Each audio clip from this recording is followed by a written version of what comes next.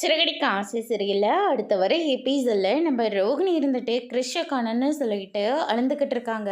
ஆனா மனோஜும் விஜயாவும் இருந்துக்கிட்டு இப்படியே போய் அவன் தொலைஞ்சது ரொம்ப சந்தோஷமா இருக்கு. இப்பதான் இந்த வீட்டுக்கு பிடிச்ச எல்லா பீடையும் ஒளிஞ்சிருச்சு அப்படின்னு சொல்லிட்டு நம்ம விஜயாலாம் வந்து சொல்லிக்கிட்டு இருக்காங்க. என்ன விஜயா பேசிக்கிட்டு இருக்க? நீ பேசின எல்லாத்தையும் நான் பொறுத்துக்கிட்டேன்.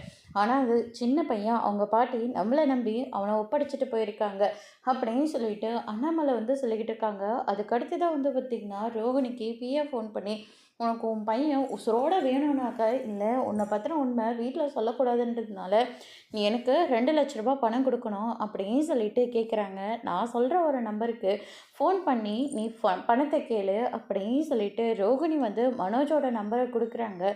மொத்தம் இருந்துட்டு நீ அதை ஸ்பீக்கரில் போடு, நான் பார்த்துக்கிறேன் அப்படின்னு சொல்லிட்டு முத்து வந்து பார்த்துக்கிட்டு இருக்காங்க. அதுக்கு அடுத்ததான் வந்து பார்த்திங்கன்னா 2,00,000 பணமா, அதெல்லாம் என்னால் கொடுக்க முடியாது, அப்படின்னா இந்த பையனை நீங்கள் உசுரோடு பார்க்க முடியாது அப்படின்ற மாதிரி சொல்லிடுறாங்க.